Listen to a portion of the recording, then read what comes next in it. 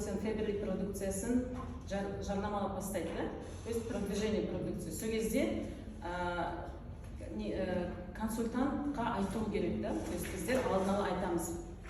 Бізге қарсылық, адамдар қарсылық білдіреді. Сол кезде сен битіп қалма, мойып қалма, да? То есть сынып қалма. Біздер кто предупрежден, тот вооружен, орысшаны қосып айтсам, өзіме жеткіземін, да? Сондықтан біздер сөйтіп қаруландырып қоюымыз керекпіз, да, новичоктарымызды.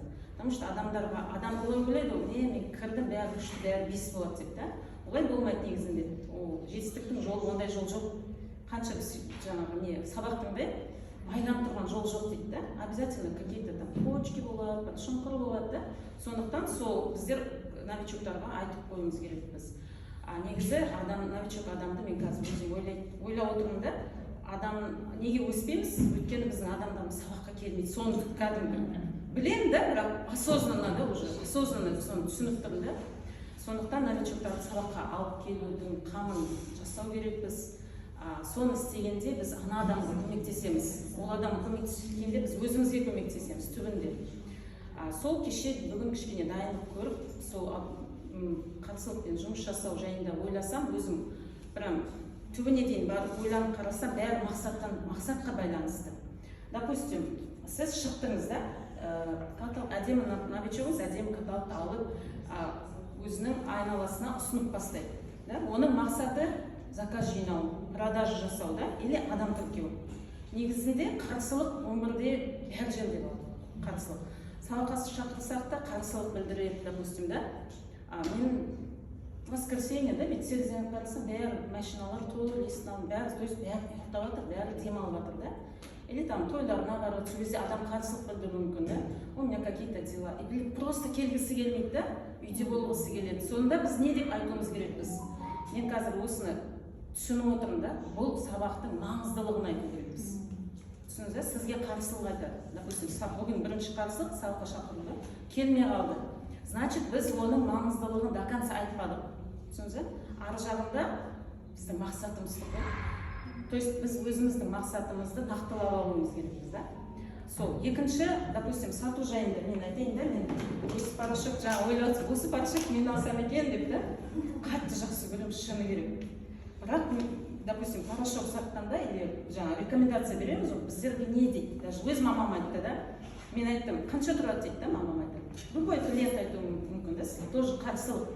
Мен айтам, мынау упаковка 1800 теңге дейді, да? Ол салыстырады, магазинде қандай порошок алу жүр? Мен до фаберлик мен тайт алатынмын, ручной стирка, менде автомат болған жоқ, мен тұрған, мен қазір автомат бар, шүкір Аллаға. Сол кезде шыны керек, жаңағы көп дейді, да, менде білмеймін, на самом деле, да, біреулер оказывается автомат, таңдайды, там андайды жыл болды, мынандай жыл болды. Сосын адамдар по-любому экономияны ойлайды, да. Енді бір-екі адам көп ойламайды, допустим. Семьясы үлкен адамдар бар, да. Сол кезде айтамын, мынау деген 800 грамм, неше грамм дейді, 800 грамм, неше бағасы, 1800 қымбат дейді. Жоқ, 2260, 1800 ішкі бағасы, 2260 дейді, түсірмеймін 60 теңгесін, айтам, қосып айтам, да. Дорого дейді. Почему дорого дейді, да?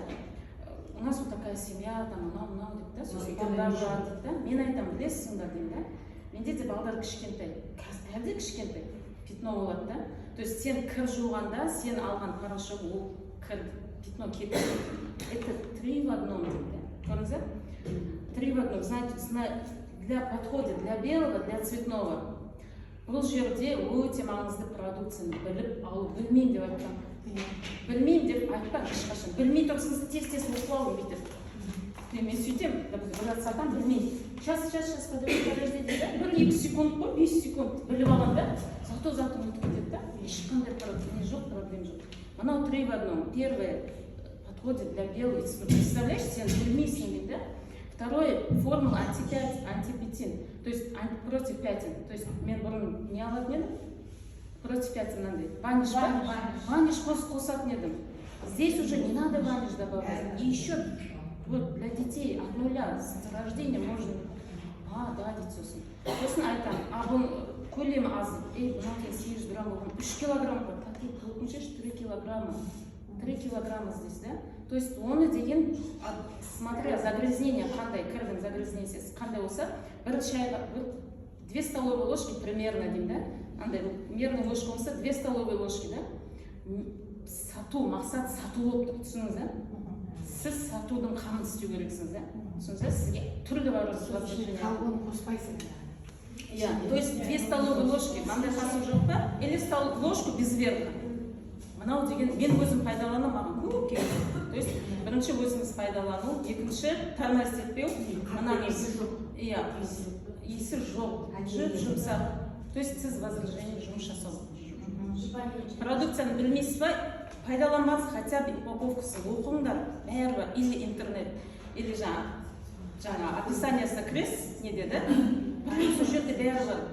Саспаймыз, тормоз қоймаймыз, вперед бәрін оқимыз, анықтаймыз. И тағы мынандай қазір мынаны тауып алдым. Матча деген. Қазір оказывается бұл енді менде проблема жоқ, с весом да, бірақ бәрімізде экология загрязненный болғасын, мынаны қалай продвигать етеміз да? Почему мен бірде бизнесті айтам, бірде, потому что взаимосвязано, бұл продажа. Или бизнес сатамыз, и товар сатамыз. Оны бір-бірінен ажыратуға болмайды, ажырата алмайсыз. Сондықтан мынаны тауып алдым. Мынаны мен распродажда 2200 теңгеге алдым да. Сосын өзіме алдым негізі. Сосын Инстаграмда отырамыз ғой. Бір блогер айтады, мен тойға бардым, одан кейін мен чуть-чуть апуха 7 дейді да, мен осыны ішем дейді. Дедім де, еще мынандай сашы. 8 мың теңге. Көрдіңіз, 8 мың теңге. Адамдар осыны хит қазір. Мен арықтайын деп жүрмін, бірдеңе шығып үшін. Адамдар айтады, что оларға не керек сізден, көп адаммен байланыс жүрсеңіз, айтады не керек. Сол кезде сіз удовлетворить их потребность, да, дұрыс айту керек. Но, допустим, мен алдым, қалай ішеді, 25 порция, сразу қарадым, пол чайной ложки, 7 миллилитр суға болды, бәрі жазу. Мынау деген білесің, хит болып жатыр. Матча. Интернетке кіресіз, Googleға. Google бәрі қандай пайдасы бар. Силиум деген бар дейді, апаға айтып отырмын. Шелуха подорожника. Сіңілім айтсам, я ее давно пью дейді. Көрдіңіз, оказывается, есть вещи, о которых я еще не знаю. Еще имбирный чай бар. Ол терапия сияқты. Сондықтан, саспаймыз. Айтыңыз, үйде толық осыны алып кетіңізші, матча туралы. Матча, мен өзім ішкен жоқпын, бірақ